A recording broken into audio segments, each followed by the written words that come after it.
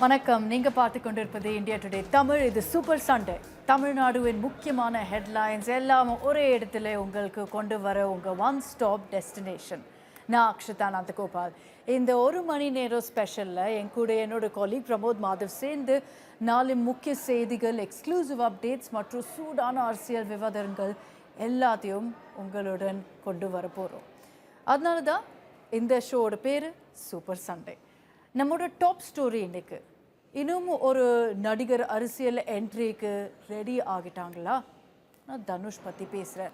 ஒரு blood donation camp இவெண்ட்டில் Dhanush பேசின speech இப்போவே செம்ம வைரல் ஆகிட்டு இருக்கு. அதுக்கு காரணம் அந்த ஸ்பீச்சில் அவரோட பொலிட்டிக்கல் என்ட்ரிக்கு ஒரு ஹிண்ட் கொடுத்துருக்காங்கன்னு பலரும் பேசிகிட்டு இருக்காங்க.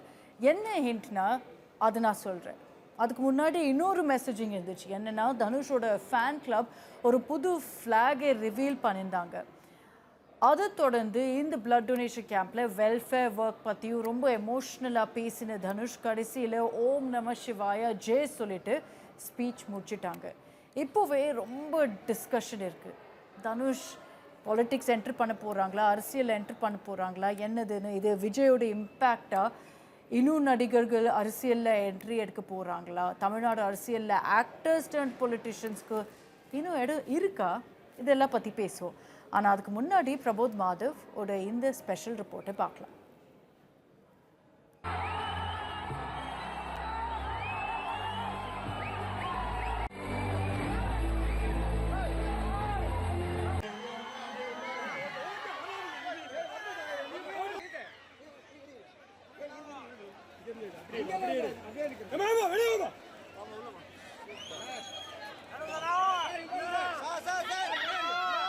தனுஷ் கே ராஜா, அதாவது 2000வது வருஷத்துல தான் முதல் முறையாக அவர் துள்ளுவதோ இளமைன்ற ஒரு படத்தில் வந்து ஒரு முக்கியமான ஒரு திருப்புமுனை கேரக்டரில் வந்து பெரிய லெவலில் அவருக்கு ஒரு இது கிடச்சிது, பேர் கிடச்சிது.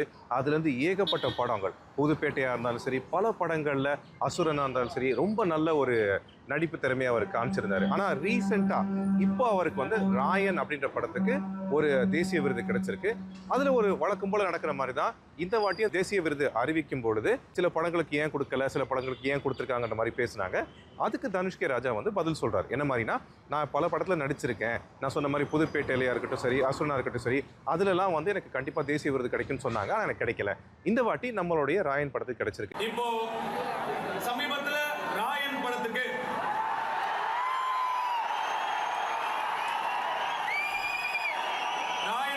தேசிய விருது கிடைச்சது. அந்த வருஷம் அந்த படத்தை விட தகுதியான பல படங்கள் நிச்சயமா இருக்கு. அந்த படங்களுடைய ரசிகர்கள் அதற்கான அதிருப்தியை வெளிப்படுத்தினாங்க. அதை நான் முழுசா மதிக்கிறேன், நிச்சயமா மதிக்கிறேன். இப்ப பாத்தீங்கன்னா, அது ஒரு காலம் ரிலீஸ் ஆச்சு. அப்ப நான் சின்ன பையன், நிச்சயமா இந்த படத்துக்கு எனக்கு தேசிய விருது கிடைக்கும்னு சொன்னாங்க. சின்ன பையன் அப்படிங்கிறனால நானும் ரொம்ப ஆசையா காத்துட்டு இருந்தேன். ஆனா எனக்கு கிடைக்கல. அதுக்கப்புறம் புதுப்பேட்டைக்கு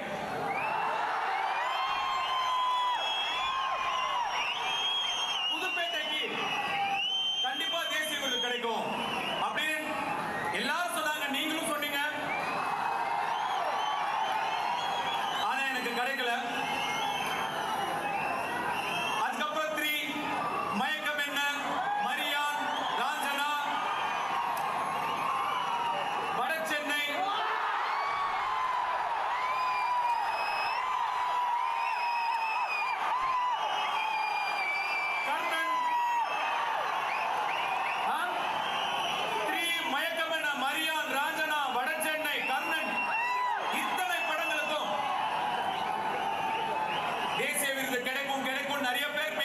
டிஸ்கஸ் பண்ணாங்க, ஆனா கிடைக்கல, அமையல.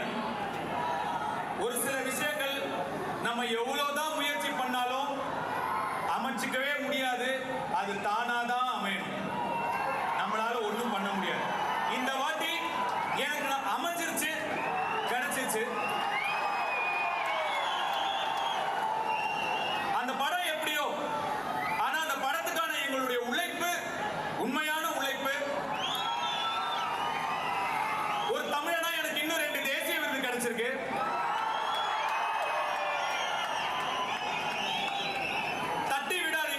கொடுங்க.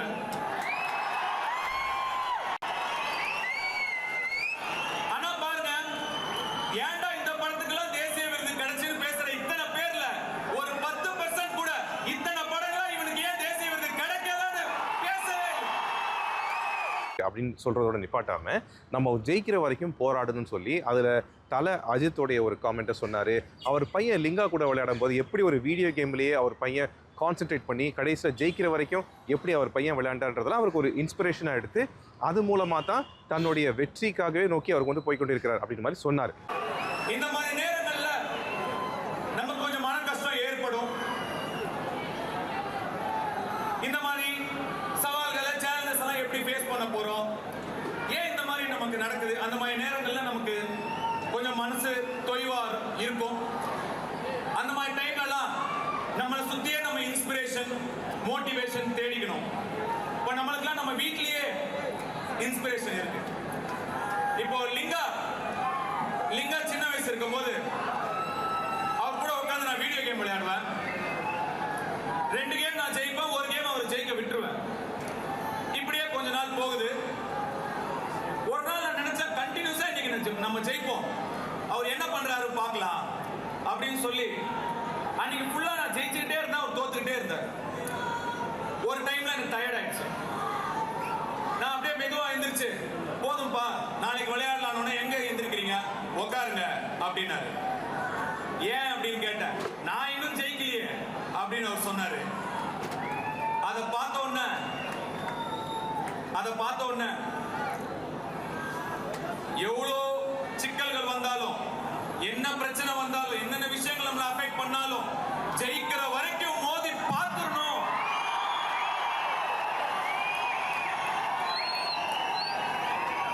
அப்படின்னு அவர்கிட்ட இருந்து நான் இன்ஸ்பிரேஷன் எடுத்துக்கிட்டேன். நம்ம தல அஜித் சார் சொன்ன மாதிரி தான்,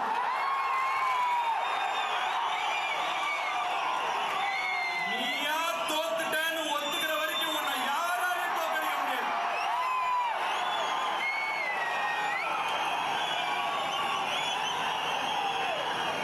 But Linga baby, if you are bad,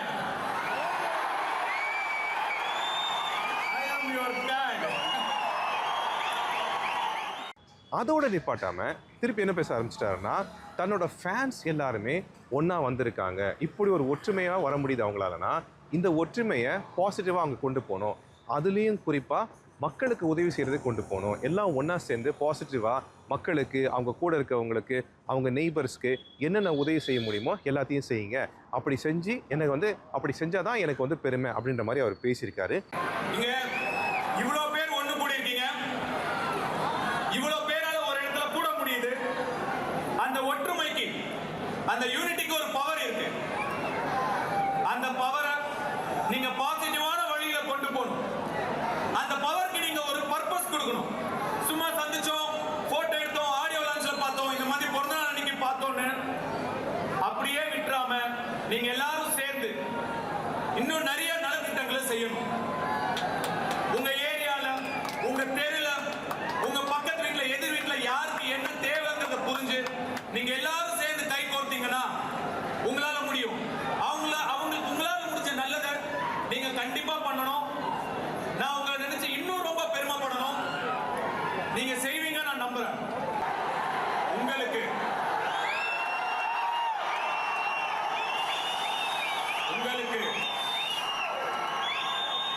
இன்னும் இன்னும் இன்னும் என்ன ஓட வைக்கிற உங்களுக்கு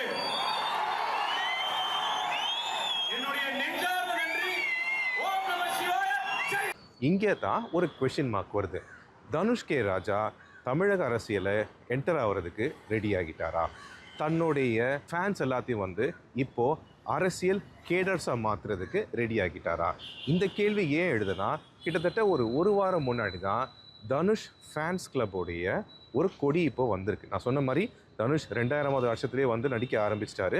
அதுலேயும் குறிப்பாக துள்ளுவது இளமைன்ற அந்த படத்தில் வந்து ரொம்ப ஃபேமஸ் ஆனார். அப்போலேருந்து அவருக்கு வந்து ஃபேன்ஸுன்றவங்க ஏகப்பட்டதில் பேர் இருக்காங்க. அப்படி இருக்கும்போதும் இப்போ தான் ஒரு கொடி அவங்க கொண்டு வராங்க, ஒரு சிகப்பும் ஒரு வெள்ளைப்பட்ட உள்ள கொடி. அந்த கொடியில் தனுஷோடைய பேர் வருது. இது கேள்வியாக எழ ஆரம்பிக்கும் பொழுது, ஏன் இந்த கேள்வி வருதுன்னா, இப்போ தமிழ்நாட்டை ஆள்றவர் முதலமைச்சர் சி ஜோசப் விஜய். அவரும் ஒரு ஃபேன் கிளப் வச்சு விஜய் மக்கள் இயக்கம்னு வச்சு, அந்த விஜய் மக்கள் இயக்கம் தான் அப்புறமா தமிழக வெற்றி கழகமாக மாறுது. அங்கேருந்து 2 வருட பயணத்தில் அவர் இப்போ முதலமைச்சராக இருக்கார். ஒருவேளை இதுவும் தனுஷ்கே ராஜாவுக்கு இன்ஸ்பிரேஷனாக இருக்குதா அப்படின்னு ஒரு கேள்வி எழுப்புகிறாங்க. ஏன்னா இப்போ அவங்களோட ஃபேன்ஸோடைய அந்த மூமெண்ட்டே வந்துட்டு ரொம்ப டிஃப்ரெண்ட்டாக இருக்குன்னு இங்கே இருக்கிறவங்கெல்லாம் பார்க்க ஆரம்பிச்சிட்டாங்க. குறிப்பாக அந்த ப்ரோக்ராமுக்கு தனுஷ் போயிருக்கும் போது பல பேர் அவர் காலில் விழுந்தாங்க. அந்த மாதிரி மூமெண்ட்லாம் மாறுது. அதே மாதிரி பல முறை தனுஷ் வந்துட்டு பேசியிருக்காரு. ஆனால் இந்த வாட்டி அவர் என்ன சொல்லுறாருன்னா, நம்ம எல்லாம் மீட் பண்ணுறோம், பர்த்டே செலிப்ரேட் பண்ணுறோம், ஆடியோ லான்ச்சில் மீட் பண்ணுறோம், அப்படி போயிடக்கூடாது. இந்த யூனிட்டியை வந்து நம்ம பயன்படுத்திக்கணும், குறிப்பாக மக்களுக்கு சேவை செய்கிறதுல பயன்படுத்தணும் அப்படின்னு சொல்கிறார். அதெல்லாம் தான் இப்போ ஒரு பெருங்கேள்வி ஆகுறது. தனுஷ்கே ராஜா தமிழ்நாடு அரசியலில் என்டர் ஆகிறதுக்கு ரெடி ஆகிட்டாரா அப்படின்ற கேள்வி. ஆனால் நம்ம பொறுத்திருந்து தான் பார்க்கணும். ஒளிப்பதிவாளர் இர்ஃபானுடன் Pramod Madhav, India today Tamil. So Dhanush அரசியல் ஜாயின் பண்ணாங்கன்னா இம்பேக்ட் இருக்குமா? விஜய்க்கு சேலஞ்ச் கொடுக்க முடியுமா? இந்த கேள்வி மற்றும் எல்லா ஆங்கிள் டிஸ்கஸ் பண்ணுறதுக்கு 2 பொலிட்டிக்கல் அனலிஸ்ட் எங்களோட இந்த ஷோவில் ஜாயின் பண்ணுறாங்க. சஞ்சீவி சடகோபன் மற்றும் முரளிதரன் சேர்ந்திருக்கிறார் இந்த ஷோவில். சஞ்சீவி, ஃபர்ஸ்ட் அவர் அரசியலுக்கு வந்தால், நான் ஏன் சொல்கிறேன்னா இன்னும் கன்ஃபர்மேஷன் இன்னும் வரல, ஆனால் அவங்க வந்தால் இம்பேக்ட் இருக்குமா? Thanks for having me in the show Akshitha. First of all இப்போ என்ன எம்ஜிஆர் அவர்கள் அரசியலுக்கு முன்னாடி வரும்பொழுது, அதற்கு பிறகு பாத்தீங்க அப்படின்னா நிறைய ஆக்டர்ஸ் வந்து பின்னாடி அரசியலுக்கு வந்தாங்க. அவருடைய கவுண்டர் பார்ட்டா இருந்த சிவாஜி வந்து ஆல்ரெடி டிஎம்கேல இருந்த டைம்ல இருந்தாரு. He was part of DMK from 1960s ஏர்லியில. அதுக்கப்புறம் வந்து he then joined Congress party. அதுக்கப்புறம் he started his own party in later 80s இல்லையா. அதுக்கப்புறம் இது இல்லாம பாத்தீங்கன்னா எம்ஜிஆர் பேரை வச்சு நிறைய பேர் அரசியலுக்கு வந்தாங்க. அந்த டைம்ல பாத்தீங்கன்னா டி ராஜேந்திரன் வந்தாரு, ராமராஜன், இந்த மாதிரி நிறைய பேர் வந்தாங்க. ஏன்னா ஒரு அவங்களுடைய ஃபீல்ட்ல இருந்து ஒருத்தர் வந்து ஆல்ரெடி ஒரு எஸ்டாப்ளிஷ்ட் பொலிட்டிஷியன் ஆயிட்டார், ஒரு சீஃப் மினிஸ்டர் ஆயிட்டார்.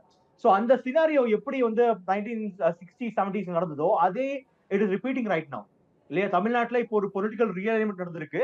சோ இதை வாய்ப்பா பயன்படுத்தி ஓகே விஜயே வந்துட்டாரு, நம்ம ஃபீல்ட்ல வந்தாரு, இஸ் அன் ஆக்டர், அவர் வந்து முதலமைச்சர் ஆயிட்டாரு, நாம ஏன் வரக்கூடாது அப்படின்ற மாதிரி ஒரு தனிப்பட்ட ஆக்டருக்கு கூடிய ஒரு ஆஸ்பிரேஷன் சொல்லலாம், அல்லது அது ஈகோன்னு கூட சொல்லலாம் இல்லையா. தனுஷ் இல்ல, ஆனா தனுஷ் விஜய் லெவல்ல இருக்காங்களா? ஆக்டிங் கூட பார்த்தோம்னா ஒரு சூப்பர் ஸ்டார் லெவல்ல இருந்துச்சுல விஜய்க்கு, அந்த மாதிரி தனுஷ் கூட இருக்காங்களா அந்த லெவல்ல? தமிழ்நாடோட சினிமா பொறுத்த வரைக்கும் பார்த்தோம் அப்படின்னா இட்ஸ் ஆல்வேஸ் பைபோலார் இல்லையா.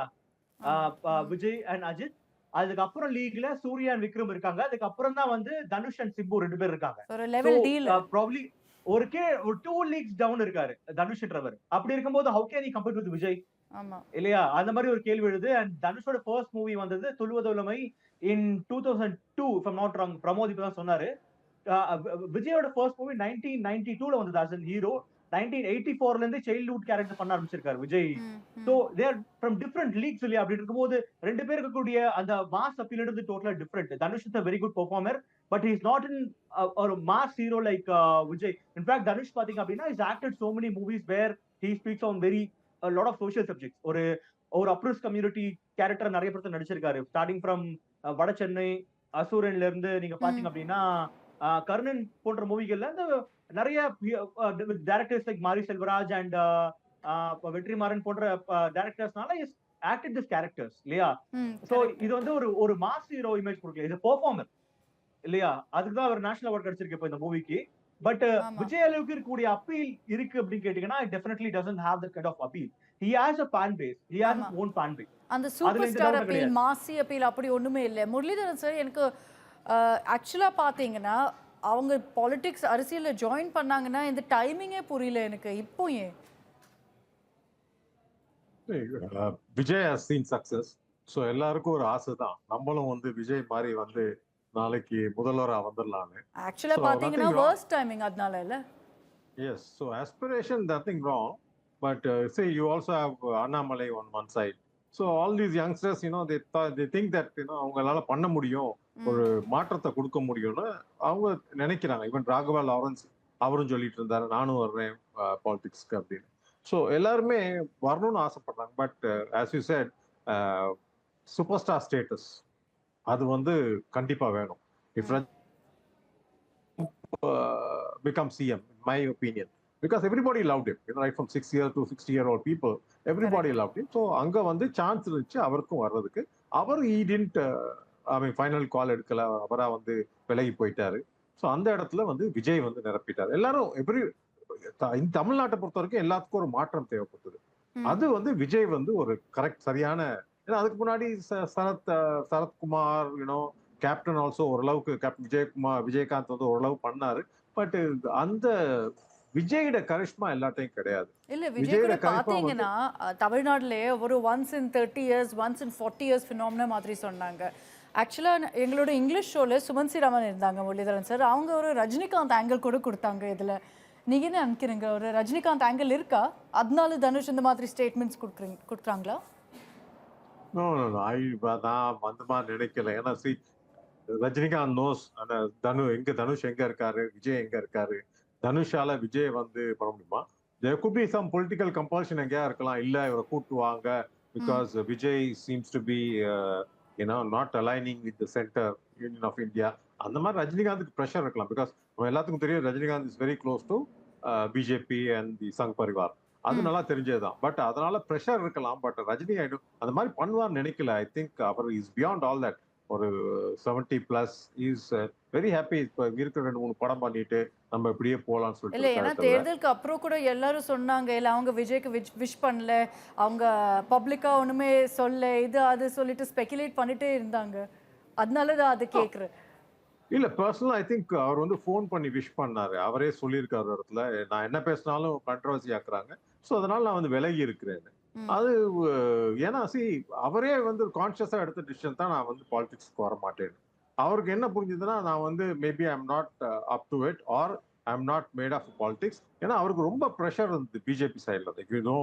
குருமூர்த்தி, ஆல் தீஸ் பீப்புள், அவங்க வந்து ரொம்ப ப்ரெஷர் போட்டு they were trying to use him as a mascot and they are trying to fill the narrative. In fact, அண்ணாமலையை கூட்டிட்டு வந்ததே அவருக்கு, இவர் வந்து president of the party, Annamalai வந்து ஒரு என்ன சொல்றது, you will be the chief ministerial candidate அந்த மாதிரி கூப்பிட்டு வந்தாங்க. அப்புறம் then there was one Mr. Murthy was there. All that was, I think that confused Rajinikanth. அவர் சொன்னார், இல்ல எனக்கு வந்து he has all following, like he has Christians, he has Muslims, he has Hindus, all kind of following. என்ன மாதிரி நான் if I go with Sangh Parivar, I will get labeled. என்ன வந்து ஒரு லேபிள் பண்ணிடுவாங்க, நான் வந்து ஒரு சங்கி அப்படின்னு. அந்த விஷயத்த வந்து ஐ திங்க் அவர் வந்து கீரை யோசிச்சுட்டு நான் பண்ண மாட்டேன் அப்படின்னு. ஸோ அந்த ஆங்கிள் பார்க்கல. இப்ப Dhanush I think little Crazy this is. ஏன்னா மீட்டிங்ல பாத்தீங்கன்னா ஒருத்தரா போயிட்டு காலை தொட்டுக்கிட்டு இருக்காங்க. he wants to build up that this looks cinematic. இது வந்து நேச்சுரலா கிடையாது. விஜயை பார்த்துட்டு you seen the small kids and all touching his feet and all, it's okay. But as as elderly as Dhanush, his own age group people trying to touch his feet, and it looks artificial. And இல்ல அவங்க speech ஸ்டைலே change ஆயிடுச்சு. யூசுவலா public ஈவென்ட்ஸ்ல பாத்தீங்கன்னா தனுஷோட கொஞ்சம் ஒரு different personality மாதிரி இருப்பாங்களே, இந்த ஈவெண்ட்ல கொஞ்சம் டிஃப்ரெண்ட் பர்சனாலிட்டியா இருந்தாங்க. அதனாலேயே லெவல் ஸ்பெகுலேஷன் இருக்கு, ஒரு இமேஜ் மோல்ட் பண்ணுறதுக்கு ட்ரை பண்ணுறாங்கன்னு. சஞ்சீவி, ஒரு சைடில் ரஜினிகாந்த் ஃபேக்டர் இருக்குன்னு சொல்கிறாங்க, இன்னொரு வாட்டி அந்த ஸ்பீச் பார்த்தோன்னா லாஸ்ட்டில் என்ன சொல்கிறாங்க, ஓம் நம சிவாய ஜே. அது மேலே இன்னும் ரொம்ப ஸ்பெகுலேஷன் இருக்குது, பிஜேபியோட இது ரோல் இருக்கா என்னன்னு. Akshita, if you remember, we covered this Rajinikanth political episode 2018-19ல. அந்த டைம்ல நம்ம கவர் பண்ணிருக்கோம். நம்ம லைவ்ல we were on the ground, we covered it. Correct. அந்த டைம்ல நீங்க ரஜினியோட பேசினது, அவருடைய பாடி லாங்குவேஜ் பாத்தீங்க அப்படின்னா, Dhanush is trying to imitate Rajinikanth. அது அவருடைய இதுல இருந்து கிளியரா தெரியுது. அவர் பேசுற பாடி லாங்குவேஜ்ல தெரியும். he's having it ருத்ராட்சம், இது ருத்ராட்சம் வச்சிருக்காரு. சோ இந்த மாதிரி விஷயங்களை பாத்தீங்கன்னா he's trying to definitely அவங்க அட்வைஸ் பண்றாங்களா? இல்ல அவர் அட்வைஸ் இருக்குன்னு சொல்ல முடியாது இல்லையா? அதுல அவரோட அட்வைஸ் சொல்ல முடியாது. இன்ஸ்பிரேஷன், லைக் ரஜினிகாந்த் விட்ட வாய்ப்பை, ரஜினிகாந்த் விட்ட சான்ஸை நான் ஏன் பிடிக்கக்கூடாது இந்த மாதிரி ஒரு விஷயத்தை சொல்லிட்டு சோ ஹீ ஃபீல்ஸ் அந்த ஸ்பேஸுக்கான ஒரு இது இருக்கும், ஒரு என்ன சொல்றது, ஒரு ரைட் விங்கோ அல்லது ஒரு ஓபிசிக்கான ஒரு ஸ்பேஸ் இருக்கும் அப்படின்ற மாதிரி அவரு தனுஷோட நினைக்கலாம். அதனால ஓகே, இன்ஃபேக்ட் அவருடைய டேக் லைன் கூட பாத்தீங்கன்னா எண்ணம் போல் வாழ்க்கை இல்லையா? when there is a will there is a way. கிட்டத்தட்ட நீங்க டிரான்ஸ்லேட் பண்ணீங்கன்னா அந்த மாதிரி தான் வருது, எண்ணம் போல் வாழ்க்கைன்ற மாதிரி. சோ அது வந்து ஒரு பிலீவர், ஒரு சென்டர் ரைட் அப்படின்ற மாதிரி ஒரு ideology see it's too early to discuss ideology and all right now இல்லையா அவர் தெரியல இப்பதான் தெரியாது இப்போ என்ன ஆகும்னு தெரியாது. நெவர் சே நெவர் இன் ஆமா. பாலிடிக்ஸ் சொல்லுவாங்க இல்ல, அதே மாதிரி தான் தமிழ்நாட்டுல எப்ப பார்த்தாலும் நடக்குது. ஆமா ஆமா இப்போ பாத்தீங்க அப்படின்னா இன்ஃபேக்ட் இன்னைக்கு விஷால் கூட பேசியிருக்காரு இல்லையா So, விஷால் கூட பேசியிருக்காரு இப்போ அரசியல் வர மாதிரி Correct. is given ஆமா. some kind of thing. ஆமா சோ இப்போ எல்லாருமே விஜய் ஹேஸ் டேஸ்டட் சக்சஸ்க்கு அப்புறம் நம்ம எல்லாம் ட்ரை பண்ண கூடாதுன்னு சொல்லிட்டு எல்லாரும் இப்போ வரது பாக்குறாங்க. அதுக்கான ஸ்பேஸ் கண்டிப்பா இப்போதைக்கு இல்லைன்னு சொல்லிட்டு தான் எனக்கு தோணுது. they could be disruptors. Okay அவங்களுடைய சீட் அவங்க ஜெயிக்கிறதுக்கு ரொம்ப கஷ்டமா இருக்கும். I know it's very early to discuss about the electoral politics இல்லையா பட் என்னன்னா அவங்களோட சீட்டை ஜெயிக்கிறதுக்கு கஷ்டமா இருக்கும். எல்லாமே டார்கெட் பண்றது 2031 எலெக்ஷன்ஸ். இப்போ பாத்தீங்கன்னா தனுஷோடைய சைட்ல என்ன சொல்றாங்கன்னா he might also try to contest local body elections like டைரக்டா அவருடைய இன்வால்வ்மென்ட் இல்லாம டிவிக்கு விஜய் வந்து எப்படி 2021 எலெக்ஷன்ல அந்த விஜய் மக்கள் இயக்கம் சார்பா வந்து கண்டெஸ்ட் ஆமா. பண்ணாங்களோ அந்த மாதிரி தனுஷ் மக்கள் இயக்கமுடைய மெம்பர்ஸ் வந்து கண்டெஸ்ட் பண்ண போறாங்க இந்த எலெக்ஷன்ன்ற மாதிரி இன்ஃபர்மேஷன் இருக்கு. So we don't know what is going to happen. We have to wait and watch. இல்ல சேம் But, ட்ரெஜெக்டரி கூட ஃபாலோ பண்றாங்க. ஒரு ஃபேன் கிளப்போட ஃபர்ஸ்ட் ஃபிளாக் லான்ச் பண்ணிட்டு ஒரு இமேஜ் மாதிரி ஒரு சிம்பிள் மாதிரி வச்சுட்டு அதுக்கப்புறம் நெக்ஸ்ட் ஸ்டெப் எடுக்கறாங்க. ஆமா சஞ்சீவ் சொல்லுங்க. So Vijay fan club launch பண்ணதுல விஜய் மக்கள் இயக்கம் லான்ச் பண்ணது 2009ல இருந்துச்சு. ஆமா. So, இருந்துச்சு. அங்க இருந்து ஆனா அந்த So, மூவ்மெண்டோட ஸ்டார்ட் பண்ணிட்டாங்க. அத அப்படி ஏவி பண்ணிட்டாங்க. கன்வெர்ட் பண்ணி ஒரு பொலிட்டிக்கல் பார்ட்டியா மாத்தி எலக்டோரல் சக்சஸ் அச்சீவ் பண்றது கிட்டத்தட்ட 15 இயர்ஸ் ஆச்சு. 15 to 16 இயர்ஸ் ஆச்சு இல்லையா? Dhanush is just starting is fan club right now. இப்போ ஜூலை தான் ஆரம்பிக்கிறாரு. ஆமா. அப்படி இருக்கும்போது இந்த கன்வர்ஷன்ன்றது எத்தனை வருஷம் ஆகும்? அது ஆகுமா இல்லையான்னு கூட தெரியல இல்லையா? அதுக்கான அந்த வாக்கியமா விஜய் அவர்கள் சரியா பயன்படுத்தினாரு. He is a chief minister today. இல்ல இப்போ கூட ஆமா இப்போ கூட கொஞ்சம் ஸ்ட்ரெஸ் பண்ணுவோம். இது ஸ்பெகுலேஷன் தான். ஆனா இவ்ளோ ஸ்பெகுலேஷன் ஆயிட்டு இருக்கு சோஷியல் மீடியால. தனுஷோட ஒரு கிளாரிஃபிகேஷன் கூட வரல. அதனால அட்லீஸ்ட் இப்போக்கு அசியூம் பண்ணலாம் அவங்க பாலிடிக்ஸ் பிளான் பண்றாங்க, அரசியல்ல பாக்குறாங்க என்ன சான்ஸ் இருக்கு இல்ல. நான் சஞ்சீவி முரளிதரன் சார் ரொம்ப தேங்க்ஸ், நன்றி எங்களோட இந்த நிகழ்ச்சியில் ஜாயின் பண்ணதுக்கு. Thank you.